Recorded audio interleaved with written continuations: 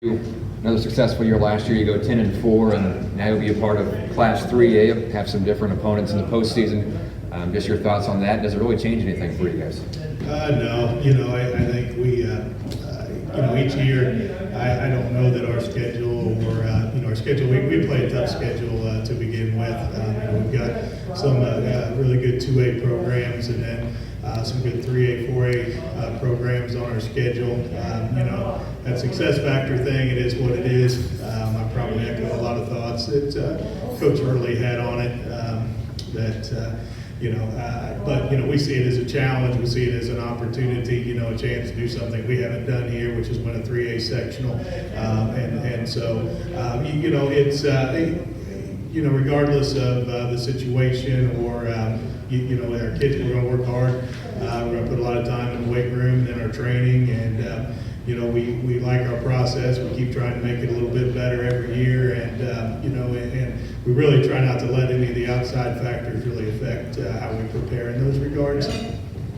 You've had some success in the offensive side of the ball. You'll have a new quarterback this year as Colson Montgomery decided to focus on basketball and baseball. How's that transition been this summer at the quarterback spot? Good. We've got 2 or 3 guys. We really haven't had. We've got one quarterback who was our freshman quarterback who took snaps at quarterback last year. Our JV quarterback, Caleb Wibbler, we moved him out to split in this year. Chase Taylor and Carson Niehaus have both gotten reps at quarterback this summer, and we're kind of still letting that play out a little bit, as we get into the preseason practice, and we'll get through our inter squad scrimmage and our IHSA scrimmage. It's one of those things, you can try to project a lot in practice and those kind of things, but you really want to see, how they handle things on the field.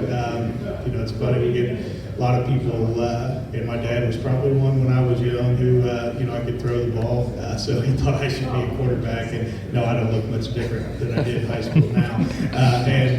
But anyway, the whole idea is, we need a leader there. We've been blessed, with Jace Harder and what he did for 2 years, 2 years at quarterback, and then Colson, with a great kid, very well respected. He's a tremendous teammate, and so that's really the thing that we're looking to see is, how they're going to handle things when things aren't quite going right, and when things get tough and plays break down and that kind of deal. So we're confident that we'll be in a good place as we move throughout the season, and we're just still working out to figure out who.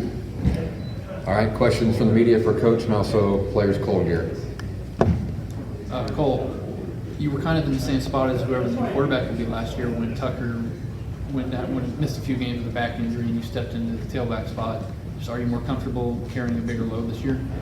Yeah, I'm comfortable completely with it. Doesn't bother me at all. What do you have to do differently being the number one guy out of the box in August? I have to stay consistent and make sure I stay on top of everything, stay in shape, making sure I know my plays. And Garrett, you're an upperclassman now. Just what do you see out of this team, and what do you guys feel like needs to happen to keep this positive momentum going now that you're 3A? I see a lot of competitive guys on our team, and I feel like if we just keep that competitive going and trying to keep better every practice, every day, I feel like we could be a really good team in the postseason. Scott, you've had guys like Cole and Garrett here for a while now, and they've played key roles every time they step on the field. Just how has it helped throughout this transition period to have guys like that? Well, it helps tremendously, and really, you look at Garrett and Cole, both were factors on that state team that we had as sophomores. Good athletes, hardworking kids.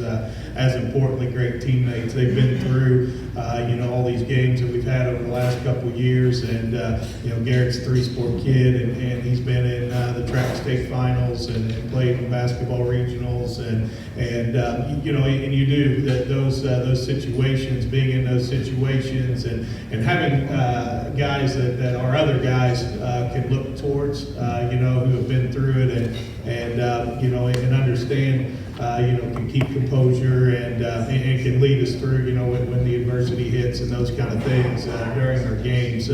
It is tremendous to have some guys on the field who've done it, who our kids respect, through how hard they've worked and how good of teammates they've been, and are willing to follow those guys. Also for you, Coach, conference is going to look very different here in about a year. Just what are your thoughts on all that went down, and now you welcome, I think, 3 and 4 new teams? Yeah, it's quite an experience, to go through, and I've kind of probably been on the second level of a lot of this, and it's not something you can really prepare for. And I'm talking about as a conference. I'm talking ADs and coaches. There's not really a really good. It's not something we all experience, and so going through the trials and tribulations, of trying to juggle, what's best for you, what's best for the conference, what's best for the teams. It's a really hard thing to do, and I think when it's all said and done, I think it's all going to shake out well for everyone. I think, like I said, it's just challenge to do it, because it's not something really. There's not a lot of people you can reach out to, and how did you handle this? How did you handle that? You're kind of figuring it out on the fly, and then in this scenario, there have been it's been a very I guess maybe fickle and ever evolving process for our athletic directors and coaches and administration and everything else. But I think the bottom line is and for these guys it's not going to matter who are up here now, but we're going to play. There's a lot of good football around here. Just speaking from a football perspective. So however it came together, and whoever we end up playing, we're going to end up in a good, challenging situation that I think ultimately is going to help us get prepared for the tournament, which is ultimately our top goal of the season. When it comes down to the conference, though, the PAC has played a round-robin schedule where every conference team plays every other conference opponent starting in 2020. That's not going to happen. What are your thoughts on that, not being able to play everybody and have that same schedule as, say, Gibson Southern or Heritage Hills? Well, in some regards, it can be a good thing because it provides some flexibility in your non-conference with how it shakes out.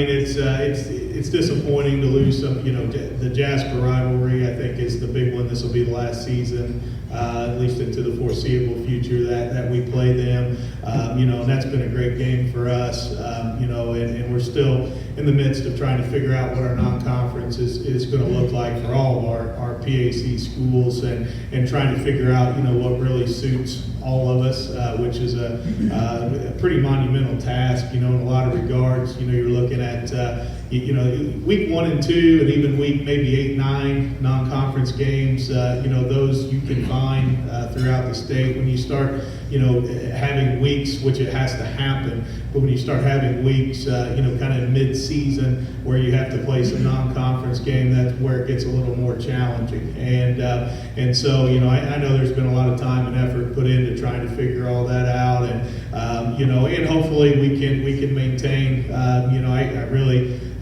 all the PAC schools, as long as I can remember, as long as I've been here, we kind of consider them all rivalry games, because just these guys aren't just football players. They you got basketball, you've got all the other sports, and in a small school, all these kids are a lot of them are competing in the other sports, and so it will be, and I feel like that's probably not going to be lost in the other sports, but in football, that's the toughest challenge, because you just have 9 regular season games to play with.